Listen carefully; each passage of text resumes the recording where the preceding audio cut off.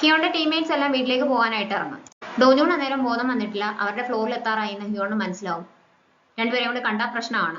എന്ത് ചെയ്യണം എന്ന് ആലോചിച്ചിട്ട് അവൾ പെട്ടെന്ന് തന്നെ എമർജൻസി ബട്ടൺ പ്രസ് ചെയ്യും. CCTV റൂമിലെ എല്ലാവരുടെയും ശ്രദ്ധ തിരിക്കാൻ വേണ്ടിയിട്ട് സെക്രട്ടറി ഗോ ഡ്രിങ്ക്സ് ഒക്കെ വാങ്ങി അങ്ങോട്ടേക്ക് വന്ന് അവരോട് സംസാരിച്ചുകൊണ്ട് നിൽക്കും. സേയോൺ ഒരു മെസ്സേജ് വരും.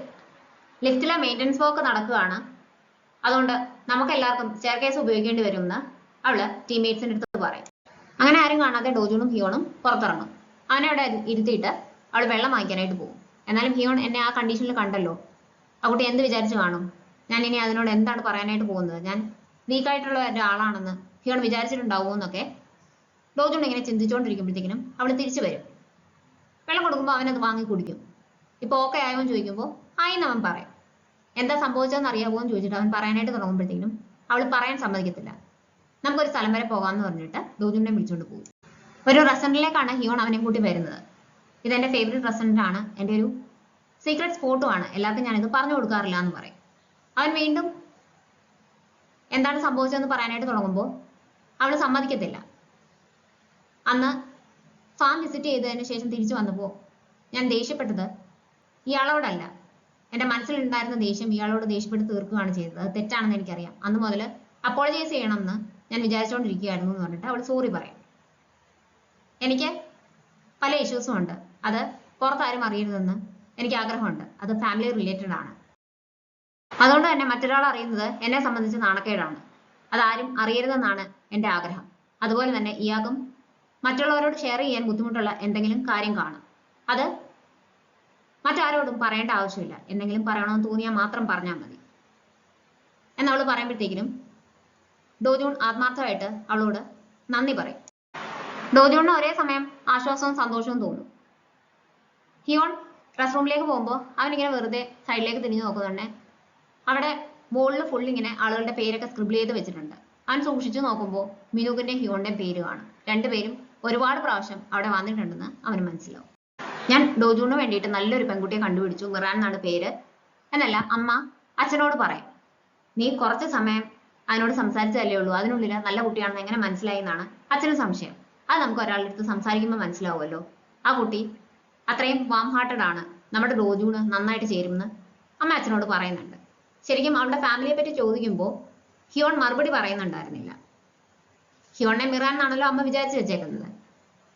അപ്പൊ അവൾക്ക് പറയാൻ ബുദ്ധിമുട്ടായതുകൊണ്ടാണെന്ന് വിചാരിച്ചിട്ട് സിറ്റുവേഷൻ ഓക്വേർഡ് ആകാതിരിക്കാൻ വേണ്ടിയിട്ട് അമ്മയുടെ ഫാമിലിയെ പറ്റി പറയുന്നുണ്ട്. രണ്ട് കുട്ടികളായിരുന്നു, കുഞ്ഞായിരുന്നപ്പോൾ നല്ലതായിരുന്നു, ഞങ്ങൾ അവിടെ പോവായിരുന്നു, ഇവിടെ പോവായിരുന്നു, അങ്ങനെ എല്ലാ കാര്യങ്ങളും അവളുടെ അടുത്ത് ഷെയർ ചെയ്യും. അതെല്ലാം അവള് താല്പര്യത്തോടെ കേട്ടോണ്ടിരുന്നിട്ട് നിങ്ങൾ നല്ലൊരു അമ്മയാണെന്ന് ഇതിൽ നിന്ന് മനസ്സിലാവും. ആ കുട്ടികളെ ആ മെമ്മറീസ് ഒക്കെ ചെറിഷ് ചെയ്യുന്നുണ്ടാവും.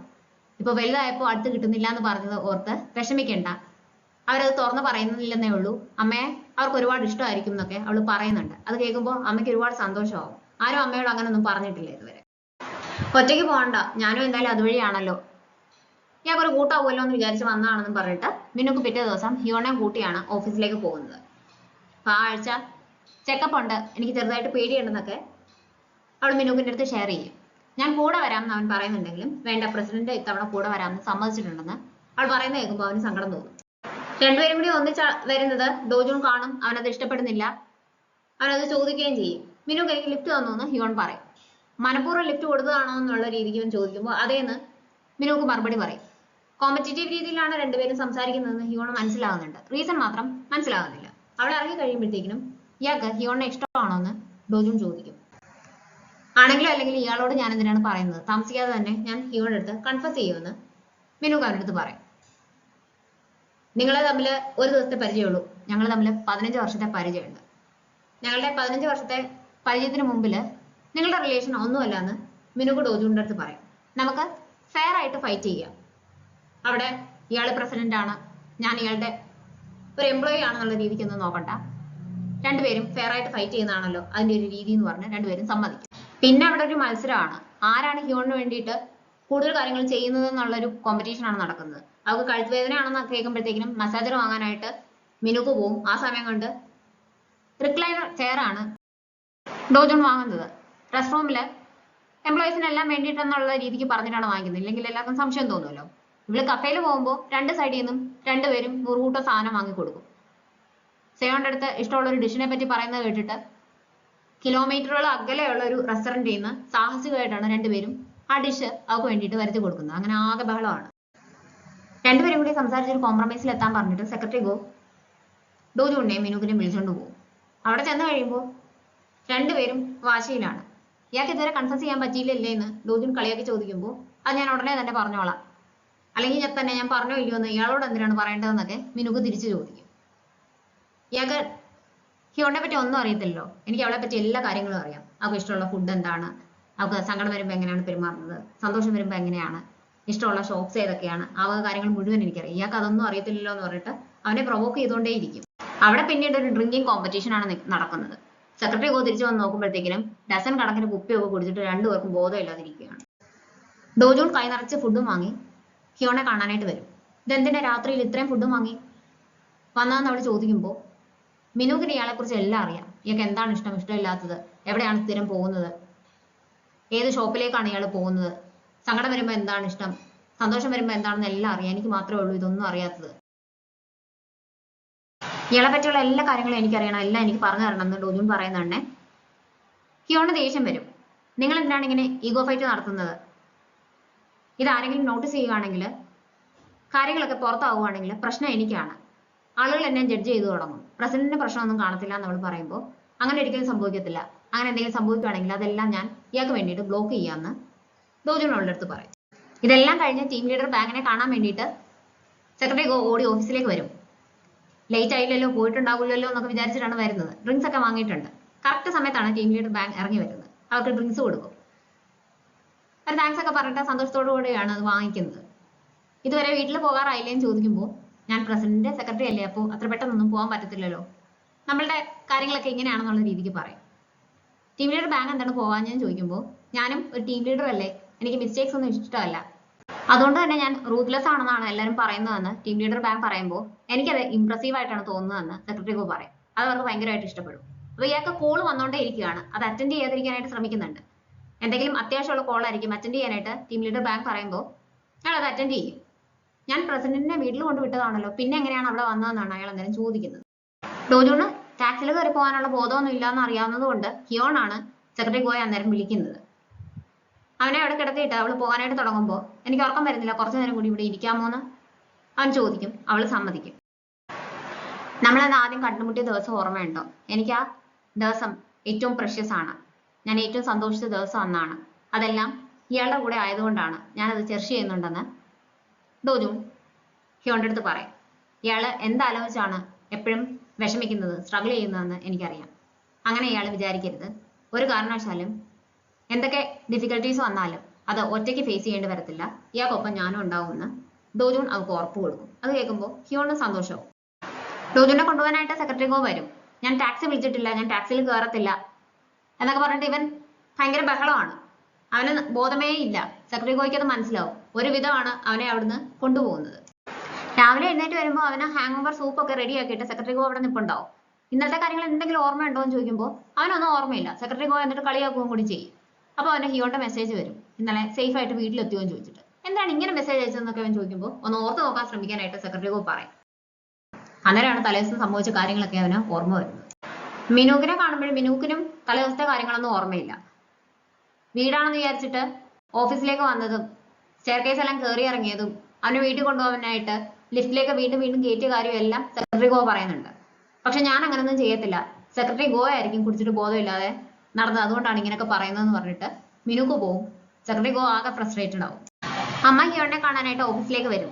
അന്ന് അങ്ങനെയൊക്കെ മെസ്സേജ് അയച്ചത് കൊണ്ട് കാണാൻ വന്നു എന്നാണ് അവള് വിചാരിക്കുന്നത്. ശരിക്കും അമ്മയ്ക്ക് അവളെ വിളിക്കണമെന്നുണ്ടായിരുന്നു, പക്ഷെ അത് ശരിയാകത്തില്ല എന്ന് വിചാരിച്ചിട്ടാണ് വിളിക്കാഞ്ഞത്. അമ്മ വന്നത് ഒരു ഗൈനക്കോളജിസ്റ്റിന്റെ നമ്പറൊക്കെ ആയിട്ടാണ്. ഞാൻ വളരെ കഷ്ടപ്പെട്ടാണ് ഈ നമ്പർ സംഘടിപ്പിച്ചത്, നീ അവരെ വിളിച്ചാൽ മതി, അവർ രഹസ്യമായിട്ടെല്ലാം ചെയ്തു തരും, പുറത്താരും അറിയത്തില്ല എന്ന് പറയും. അമ്മയുടെ എത്ര വർഷം ഞാൻ പറയണം ഞാൻ ഈ കുട്ടിയെ വളർത്താനായിട്ട് തീരുമാനിച്ചു എന്ന് അവൾ പറയും. അപ്പോൾ നീ കല്യാണം കഴിക്കാൻ തീരുമാനിച്ചോ എന്ന് അമ്മ ചോദിക്കുമ്പോൾ അവൾക്ക് മറുപടി പറയാൻ പറ്റുന്നില്ല.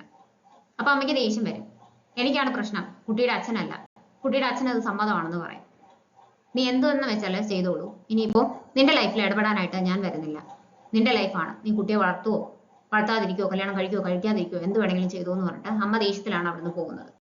അവിടുന്ന് സങ്കടപ്പെട്ട് വരുന്ന ഹിയോൺ മിനുകിനെ കാണുമ്പോൾ സംസാരിക്കാനുണ്ടെന്ന് പറഞ്ഞിട്ട് വിളിച്ചുകൊണ്ട് പോകും. എന്തിനാണ് പ്രസിഡന്റുമായിട്ട് ഇങ്ങനെ മത്സരിക്കുന്നത്? ഈഗോ ക്ലാഷിന്റെ കാര്യം എന്താണ്, എന്തുകൊണ്ടാണ് ഇങ്ങനെ ബിഹേവ് ചെയ്യുന്നത്, നിങ്ങൾ കാരണം എനിക്കാണ് ഓക്വേർഡ്നെസ് തോന്നുന്നതെന്നൊക്കെ പറയുന്നുണ്ടേ. എന്തുകൊണ്ടാണ് ഞാൻ ഇങ്ങനെ ബിഹേവ് ചെയ്യുന്നതെന്ന് ഇയാൾക്ക് മനസ്സിലാകുന്നില്ല എന്ന് മിനുക്ക് ചോദിക്കും. അന്നേരം അവളുടെ ഓഫീസിലുള്ള കുറച്ച് ആളുകൾ അതുവഴി പാസ് ചെയ്യുമായിരിക്കും. അവരെന്തിനാ മാനേജർ ജാങ്ങെന്നൊക്കെ വിളിച്ചിട്ട് കൈ കാണിക്കും. ഇവളതുകൊണ്ട് മിനുക്ക് ചോദിക്കുന്നൊന്നും കേൾക്കുന്നില്ലായിരുന്നു. പോയി കഴിയുന്നുണ്ട് എന്താ ഇപ്പൊ പറഞ്ഞതെന്ന് ചോദിക്കും. അവന് പറയാനുള്ള ധൈര്യവും പോയി കഴിഞ്ഞതുകൊണ്ട് ഇപ്പൊ പറയുന്നില്ല, ഞാൻ പിന്നീട് ഒരു അവസരത്തിൽ പറയാന്ന് പറഞ്ഞിട്ട് അവനൊന്നും മിണ്ടാതെ അവിടുന്ന് പോകും. വൈസ് പ്രസിഡന്റ് ഡോജുന്റെ അച്ഛന്റെ അനിയനാണ്, അതായത് അവന്റെ അങ്കിളാണ്. അയാള് അച്ഛനെ കാണാനായിട്ട് വരും. ഞാൻ തിരിച്ച് കമ്പനിയിലേക്ക് വന്നാലോ എന്ന് ആലോചിക്കുകയാണെന്ന് അച്ഛൻ പറയുന്നുണ്ടേ. ഹെൽത്ത് അത്ര ഓക്കെ ആയിട്ടില്ലല്ലോ, അതൊക്കെ ശ്രദ്ധിക്കണ്ടേ എന്ന് അയാൾ തിരിച്ചു ചോദിക്കും. തിരിച്ച് കമ്പനിയിൽ ജോയിൻ ചെയ്യുന്നതിൽ അയാൾക്ക് വലിയ സന്തോഷമൊന്നും ഇല്ലാന്ന് അച്ഛന് മനസ്സിലാവും. അയാൾ അന്നേരം തന്നെ അത് ജംഗുമിനെ വിളിച്ച് അറിയിക്കും. ഇപ്പൊ എന്തിനാണ് അച്ഛൻ കമ്പനിയിലേക്ക് തിരിച്ചു വരുന്നത്, ഇപ്പൊ ഉള്ളത് കൂട്ട് പോയാൽ എല്ലാവർക്കും നല്ലതാണ്, ഇല്ലാന്നുണ്ടെങ്കിൽ അത് പ്രശ്നമാവുമെന്ന് അവൾ മനസ്സിൽ വിചാരിച്ചിട്ട് അവളുടെ ഫാദർ-ഇൻ-ലോയെ കാണാനായിട്ട് ചെല്ലും. കേട്ടത് ശരിയാണോ എന്ന് ചോദിച്ചിട്ട് ജംഗും വരുന്നുണ്ടേ. ആണെന്ന് അച്ഛൻ സമ്മതിക്കും. വന്ന് ജംഗും ഫിയർലെസ് ആണെന്ന് അച്ഛന് മനസ്സിലാകുന്നുണ്ട്. റീസൺ എന്താണെന്ന് മാത്രം മനസ്സിലാകുന്നില്ല. അടുത്ത് തന്നെ മൂത്ത മകന്റെ ഓർമ്മ ദിവസമാണെന്ന് ഓർമ്മയുണ്ടല്ലോ. ചേഹൻ ലിക്കർ എന്റെ ഹസ്ബൻഡിന് അവകാശപ്പെട്ടതായിരുന്നു, അതുകൊണ്ട് ഇനി അത് എനിക്ക് തരണമെന്ന് ജംഗും ആവശ്യപ്പെടും. അതിനെനിക്ക് സമ്മതമല്ലെങ്കിലോ എന്ന് അച്ഛൻ തിരിച്ചു ചോദിക്കുന്നുണ്ടേ. എങ്കിൽ റിഗ്രറ്റ് ചെയ്യും, എന്ത് വന്നാലും അതെനിക്ക് തരേണ്ടി വരും എന്നുള്ളൊരവസ്ഥയാവും, അതിനിട വരുത്തരുതെന്ന് ജംഗും ഭീഷണിപ്പെടുത്തും. ബിസി ആണെന്ന് ചോദിച്ചിട്ട് മിറാൻ മിനുക്കിന് മെസ്സേജ് അയക്കും. പക്ഷെ അവൻ റിപ്ലൈ ഒന്നും കൊടുക്കത്തില്ല. അവനെ ആദ്യമായിട്ട് 7 വർഷം മുമ്പ് കണ്ട ദിവസം അവൾ ഓർക്കും. ഹിയോണും മിനുക്കും ഒരേ കോളേജിലായിരുന്നു. അവൻ എക്സ്ചേഞ്ച് സ്റ്റുഡന്റ് ആയിട്ട് പുറത്ത് പഠിക്കാൻ പോയേക്കുമായിരുന്നു. തിരിച്ച് കൊറിയയിൽ വന്ന് കോളേജിൽ ജോയിൻ ചെയ്തതാണ്. എൻ്റെ ഒരു ഫ്രണ്ട് ഉണ്ട്, മിഡിൽ സ്കൂളിൽ നിന്നേ ഉള്ള ഫ്രണ്ടാണ്, ഞാൻ പരിചയപ്പെടുത്തി തരാമെന്ന് പറഞ്ഞിട്ട് അന്നാണ് മിറാന് മിനുക്കിനെ ഹിയോൺ പരിചയപ്പെടുത്തി കൊടുക്കുന്നത്. ആദ്യത്തെ ദിവസം കാണുമ്പോൾ തന്നെ അവൻ നല്ല സ്വീറ്റ് ആണെന്നും കുഞ്ഞു കുഞ്ഞു കാര്യങ്ങൾ വരെ ശ്രദ്ധിച്ച് എല്ലാം ചെയ്യുന്നുണ്ടെന്നൊക്കെ മിറാൻ നോട്ട് ചെയ്യുന്നുണ്ട്. അന്ന് മിറാൻ ഒരു ബോയ് ഫ്രണ്ട് ഒക്കെ ഉണ്ടായിരുന്നു. അന്ന് ചെക്കപ്പിന് പോകേണ്ട ദിവസമാണ്. എന്റെ തിരക്കെല്ലാം കഴിഞ്ഞതിന് ശേഷം ഞാൻ വിളിക്കാം, നമുക്ക് രണ്ടും കൂടി ഒന്നിച്ച് പോകാം എന്ന് അവൻ ഹിയോണിന് മെസ്സേജ് അയക്കും. അന്നേരം സെക്രട്ടറി ഗോ അവിടേക്ക് വരും. അച്ഛന് സുഖമില്ലാതെ ഹോസ്പിറ്റലിൽ അഡ്മിറ്റ് ചെയ്തു എന്നാണ് പറയുന്നത്. പെട്ടെന്ന് എന്തോ സ്ട്രെസ് വന്നതാണ്, എന്താണ് സംഭവിച്ചതെന്ന് അറിയത്തില്ല, ഇനി ഇങ്ങനെ വരാതെ നോക്കണം, ഇല്ലെങ്കിൽ ഡേഞ്ചറസ് ആണെന്നാണ് ഡോജുവിന്റെ അടുത്ത് അവരവിടെ പറയുന്നത്. അച്ഛന്റെ പ്ലാൻ എന്താണെന്നോ ആരെയാണ് ഇപ്പൊ മീറ്റ് ചെയ്യുന്നതെന്നൊന്നും എൻ്റെ അടുത്ത് പറയുന്നില്ല, എന്താണ് സംഭവിച്ചുകൊണ്ടിരിക്കുന്നതെന്നൊന്നും എനിക്ക് അറിയത്തില്ല എന്നൊക്കെ അമ്മ പരാതി പറയും. ഇത് സംഭവിക്കുന്നതിന് തൊട്ട് മുമ്പ് ആരെയാണ് കണ്ട് സംസാരിച്ചതെന്ന് ഞാൻ അന്വേഷിക്കാന്ന് പറഞ്ഞിട്ട് സെക്രട്ടറി ഗോ അവനെ അവിടെ നിർത്തിയിട്ട് പോകും. വീട്ടിലേക്ക് പോകുമായിരുന്ന മിനുക്ക് ഒറ്റയ്ക്ക് ക്ലിനിക്കിലേക്ക് കയറി പോകുന്ന ഹിയോണിനെ കാണും. അവൾക്ക് അന്നേരത്തേക്ക് ഡോജുവിന്റെ മെസ്സേജ് വന്നിട്ടുണ്ടായിരുന്നു, ഞാൻ കുറച്ച് തിരക്കിലാണ്, ഇന്ന് എനിക്ക് വരാനായിട്ട് പറ്റത്തില്ല, അടുത്ത പ്രാവശ്യം നമുക്ക് ഒരുമിച്ച് പോകാം എന്നാണ് അവൻ മെസ്സേജ് അയക്കുന്നത്. അവളത് നോക്കി സങ്കടപ്പെട്ടിരിക്കുമ്പോഴത്തേക്കും മിനുക്ക് അവിടേക്ക് വരും. ഞാൻ പോകുന്ന വഴി ഇങ്ങോട്ടേക്ക് നീ ഒറ്റയ്ക്ക് കയറുന്നത് കണ്ടു, ഇന്ന് വളരെ പ്രാധാന്യമുള്ള ഒരു ടെസ്റ്റ് ആണെന്നല്ലേ പറഞ്ഞത്, എന്തായാലും ഒറ്റയ്ക്ക് പോകണ്ട, ഞാൻ കൂട്ടു വന്നതാണെന്ന് പറയും. അപ്പൊ അവളുടെ മുഖം മാറുന്ന കാണുമ്പോൾ പ്രശ്നമുണ്ടോ എന്ന് ചോദിക്കും. ഇല്ല എന്ന് അവൾ പറയും. അവൾക്ക് സന്തോഷവും, കൂട്ടിന്റെ ഒരാളുണ്ടല്ലോ. നിനക്കൊരു മീറ്റിംഗ് ഉണ്ടെന്നല്ലേ പറഞ്ഞത്, നീ ഇവിടെ ഇരിക്കണ്ട, പൊക്കോളും അമ്മ പറയുന്നുണ്ടെങ്കിലും അച്ഛൻ ഉണരുന്നവരെ ഇരിക്കാമെന്നാണ് ഡോജുൻ പറഞ്ഞോണ്ടേ ഇരിക്കുന്നത്. അത് ശരിയല്ല, ഞാൻ ഇവിടെ ഇരുന്നോളാം, എന്തെങ്കിലും ഉണ്ടെങ്കിൽ ഞാൻ നിന്നെ വിളിച്ചോളാം, നീ ഒരു പ്രോമിസ് ആർക്കോ കൊടുത്തതാണ്, അത് ബ്രേക്ക് ചെയ്യാനായിട്ട് പാടില്ല, നീ പൊക്കോളൂ എന്ന് പറഞ്ഞിട്ട് അമ്മ നിർബന്ധിച്ച് അവനെ പറഞ്ഞു വിടും. ഹിയോന്റെ പേര് വിളിക്കുന്നത് കേട്ടിട്ടാണ് ഡോജുൻ ക്ലിനിക്കിലേക്ക് വരുന്നത്. ഗാർഡിയനും കൂടെ ചെല്ലാനായിട്ട് അവർ പറയുന്നുണ്ട്. അവൻ നോക്കുമ്പോൾ ഹിയോന്റെ കൂടെ മിനുക്കുണ്ട്.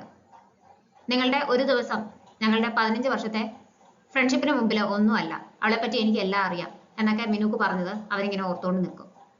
കയറുന്നതിന് തൊട്ട് മുമ്പ് ഹിയോൺ അവന് മെസ്സേജ് അയക്കും, ടെസ്റ്റ് എല്ലാം കഴിഞ്ഞു, ഇനി വരേണ്ട ആവശ്യമില്ല എന്ന്. ഹിയോൺ കള്ളം പറഞ്ഞതാണെന്ന് ഡോജോണ് മനസ്സിലാവും. അവൻ കണ്ടോണ്ട് നിൽക്കുകയാണല്ലോ. അവൻ സങ്കടത്തോടെ ഹിയോണിനെയും മിനുക്കിനെയും നോക്കി നിൽക്കും.